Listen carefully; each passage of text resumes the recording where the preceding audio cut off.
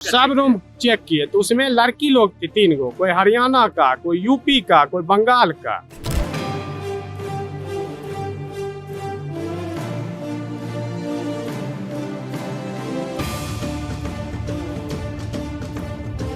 कि नीट वाला घटना कैसे घट गया, हॉस्टल में कैसे लड़का पैस जाता है, लेकिन यहाँ तो देखे सर एग्जाम भी अच्छा नहीं किया, कैसे जाएगा? जिसके साथ में रात में इतना बड़ा घटना घट जाएगा तो एग्जाम क्या देगी?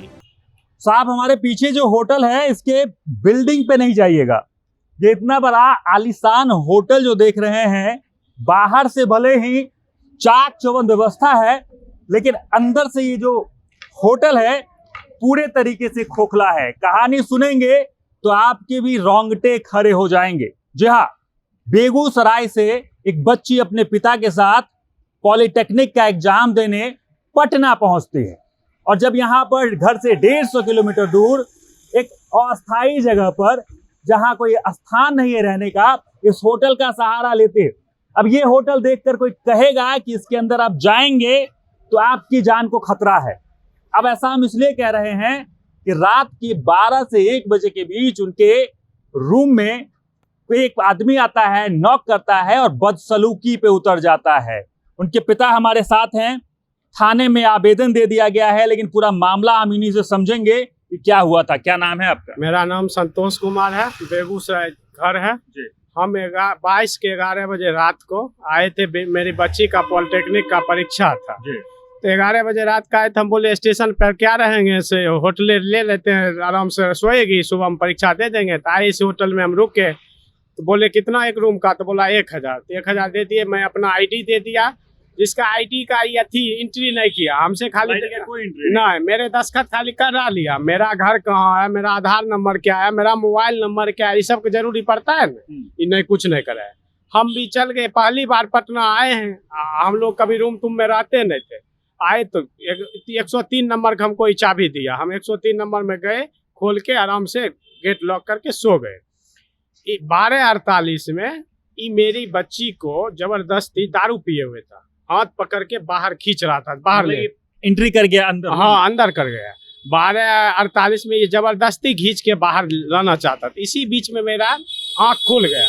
हम उसको पूछे क्या बात है, तुम काहे मेरे रूम में पैसा है? तो बोला कि हम आपको बेल बजाए, काहे ना पूछे? तो हम बोले कि तुम 1 बजे एंट्री कर कैसे गया रूम में? अब तू वही जानेगा सर, लगता है मास्टर की रखे हुआ था। अब जो भी हो वही जानेगा। वो एंट्री कर गया।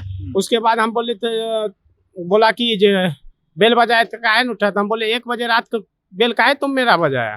तो बोला ये लड़की कौन है? तो हम बोले जब 11 बजे एंट्री कर रहे थे तो उसी समय मैनेजर को पूछ लेना था कि बच्ची कौन है, लड़की है, बहन है, बेटी है, कौन है, बता देते हम। आपका मन होता देते, नहीं होते नहीं देते। हम उसका वीडियो बना लिए मेरे रूम में जो पैसा है। उसके बाद मेरा भतीजा बगल में रहता है चिक्कू, उसको हम फोन किए कि चिक्कू मेरे रूम में एक लड़का रात को जबरदस्ती घुस गया, मेरी बेटी को खींच के बाहर ले जा रहा था। वो बोला हम तुरंत चचा आ जाइए। 10 मिनट में तुरंत यहाँ पहुँच गया।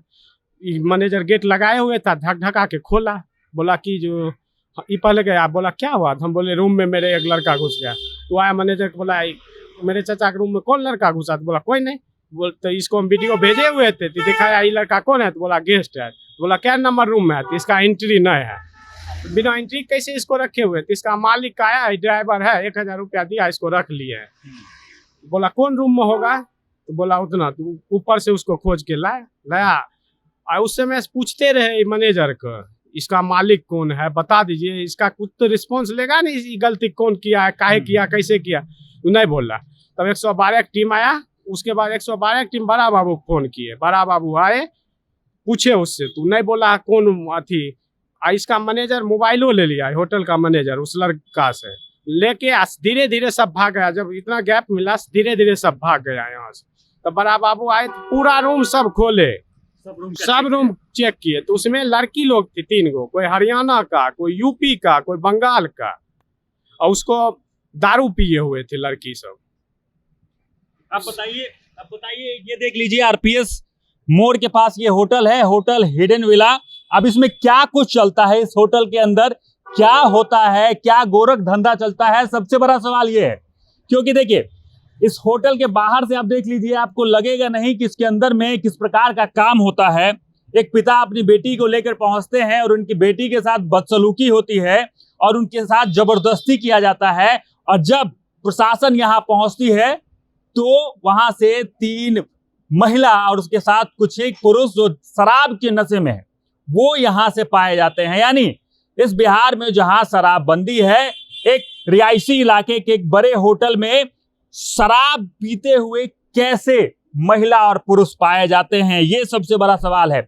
सवाल उन प्रशासन से है कि आप मुस्तैदी से शराबबंदी की बातें करते हैं, तो ये किस प्रकार की शराबबंदी है जो खुलेआम इतने बड़े होटल में एकदम साज सज्जा के साथ एक होटल में शराब पी के आदमी इस प्रकार की बदसलूकी कर लेता है? क्या ये सीधे एक अपराध नहीं है? इस प्रकार की आपराधिक मंशा को लेकर क्या कहेंगे? समुचित कार्रवाई होनी चाहिए, उचित कार्रवाई होनी चाहिए और प्रशासन को पूरे मुस्तैदी से इस पूरे मामले को देखना चाहिए। क्या कुछ हुआ था उसके बाद? बड़ा बाबू ले गए, हम एप्लीकेशन दे दिए वहाँ थाना पर, उसमें हम अपना नंबर दिए। उसमें हमको अलग अलग आदमी अलग अलग नंबर से फोन करता है कि आप मैनेज कर लीजिए इसको। मतलब मैनेज करने तक का बात, मैनेज कर लीजिए, आप बेगूसराय केस लड़ने के लिए पटने आना है। आई बोलता है कि एसएसबी का बहुत बड़ा अफसर का ये होटल है, हमको जैसे पता चला वही सब बोलता है, इस बहुत बड़ा अफसर का होटल है, तुम इसमें मत पढ़ो, कंप्रोमाइज करके बात खत्म करो, तुम लोग अभी लड़की का सवाल है। हम बोले मेरा लड़की रात में उठा लेती तो क्या होता, लड़की का सवाल था, इसको उसको नहीं सोचना चाहिए। उसके बाद वो सबको ले गया है उठा के, और कोई कहता है जो पटने तुमको केस लड़ने के लिए आना है, धमकी भी आ रहा है मेरे मोबाइल पर, फोन आता है आपको पटने आना है केस लड़ने के लिए। इतना मानिए नहीं, 2-4 करोड़ के होटल वाला के सामने हम गरीब आदमी कैसे टिक पाएंगे? इसके सामने पैसा वाला आदमी है। ये गलत है तो सरकार सुनेगी, सरकार कार्रवाई भी करेगी। सरकार से तो मने आशे है, सरकार और प्रशासन से विश्वास है कि इस पे कार्रवाई होगा, लेकिन बहुत बड़ा पैसा वाला आदमी है। इसका कहता है एसएसबी में बहुत बड़ा ऊपर अधिकारी है, बहुत बड़ा ही अधिकारी है। मान लीजिए जो देश का सेवा दे दिए हैं। क्या कुछ बात हुई थाने में?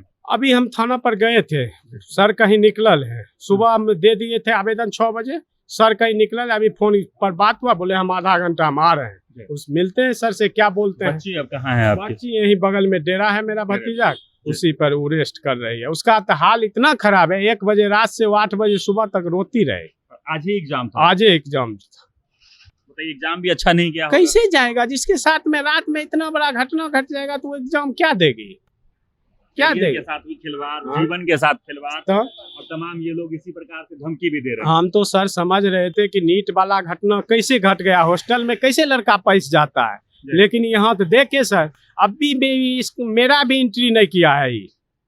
नहीं, इसका हम फोटो लिए हुए हैं, मेरा एंट्री नहीं किया है। चलिए तो देखिए कि किस प्रकार की व्यवस्था है इस होटल का, जहां ना एंट्री करवाते हैं ना कुछ काम करवाते हैं, और जब यहाँ लोग आते हैं रहने के लिए तो एक बच्ची के साथ बदसलूकी होती है, दुर्व्यवहार होता है, शटर गिरा दिया गया है, तमाम गेट आप देख लीजिए, तमाम गेट को बंद कर दिया गया है, आवेदन भी दे दिया गया है। लेकिन क्या एक आम आदमी इतने बड़े सिस्टम से लड़ पाएगा? सवाल ये है। लेकिन सवाल सम्राट सरकार से भी है कि इस प्रकार के बदसलूकी करने वाले का क्या इलाज है? जवाब आप जरूर दीजिएगा और देखते रहिए सच टॉक्स।